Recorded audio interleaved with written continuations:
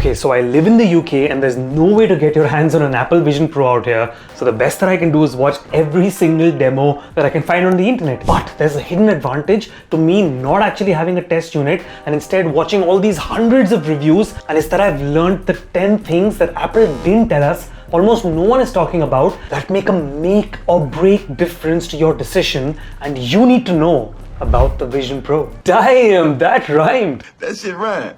Okay, so let's get into it. First is the eye tracking. Yes, it's one of the best features on the Apple Vision Pro and also the worst. You basically control the whole thing with your eyes and a few clicks of your fingers, and as you simply look around, different things get automatically selected. And across reviews, it's supposed to be great. I've heard awe-inspiring and like a superpower, and the best one, almost like magic. And no, I'm not exaggerating, this was actually MKBHD who used these words. Have a look. Closest thing that I've experienced to like magic. But what no one is talking about is something that Nilay at The Verge picked up in his review really well, and it's that it's not normal to have to look at the thing you're controlling. If that sounds weird, just think about it. Do you look at your keyboard every time you type? No, you look at the screen, and that's where the problem lies with this interface. Second is the field of view, what you actually see through the Vision Pro.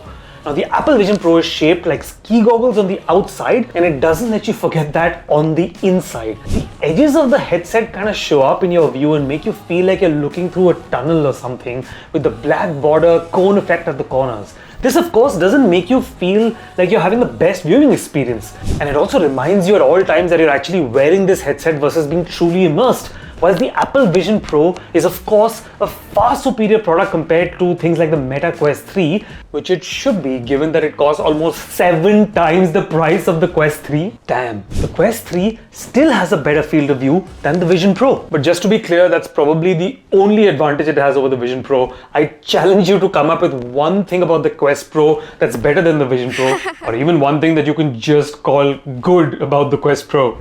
Go on then, don't be shy, that's what the comments are for. Third, and this is a positive thing, the exclusion of apps like Spotify and Netflix and YouTube have announced that they won't build one for the Vision Pro matters, but not as much as it's made out in the media. Very simply, you can still watch high quality movies, video and music by simply accessing these services on the Chrome or Safari browser on the Vision Pro. The only thing you can't do are app-only things like take downloaded content onto your next flight, which is a bummer because wearing the Vision Pro would be a delight on the flight. You can still download and stream stuff on Apple TV and Disney Plus though, who actually do have apps, and stream on the browser for everything else except for those times when you don't have internet, which in today's world is probably only when you're on a flight, and not even that nowadays given most flights have Wi-Fi. But I mean, come on, let's be real. You and I both know we want to use the Vision Pro on a plane. I mean, who's going to watch stuff on the airline's tiny screen after you know that the Vision Pro can do this?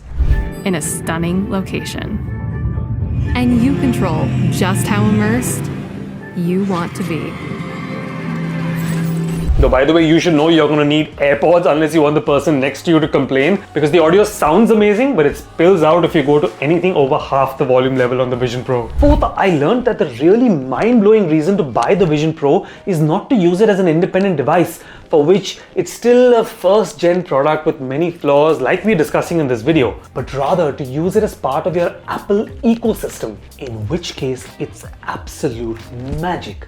For example, every reviewer agrees that using it with your MacBook is their favorite use case. It connects seamlessly just by looking at the MacBook and then instantly takes your 13 or 15-inch MacBook screen and makes it a life-size image with multiple screens. You can obviously have one as your Mac screen, but that you can also put a YouTube video on a second screen or have a sports app open on the third, or most impressively, even have a full FaceTime call running in parallel, which would truly enable a really immersive remote working experience. But of course, Apple has done the Apple thing where they forget about the practical and only focus on the magical, so for some strange reason, they've only allowed one Mac screen through the Vision Pro, and you can't actually have multiple windows from the Mac go up at once, which seems like such an obvious, easy use case. We can't understand why Apple didn't allow it.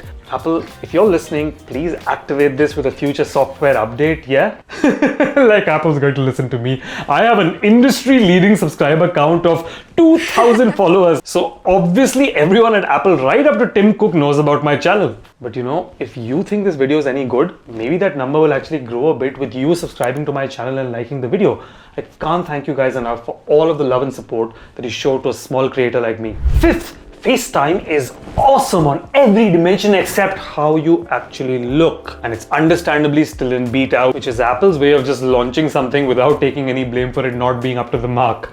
Make no mistake, it's an incredible feat of technology though, to actually create 3D personas, given that there's no way to point a camera at your face from a distance like you do on your iPhone or your MacBook. So they're literally taking a one-time scan of your face and then live simulating your 3D model in real time by sensing your movement through all of the 12 sensors on the device. And it's incredibly well thought out. If you're doing a group FaceTime call and you look at one of the people on the call, the other person physically sees you looking or pointing at them. That's amazing, and it's typical Apple to be so detail oriented. But then again, it's also not what people want to see when they video call you. They actually want to see, well, you, and not a weird avatar of you like we all see in a computer game. Now, if you're thinking what I'm thinking, you can keep making these things weirder by having one of the people on the FaceTime call join from their phones and the other people joining from the Vision Pro, and then you have video game characters talking to actual people.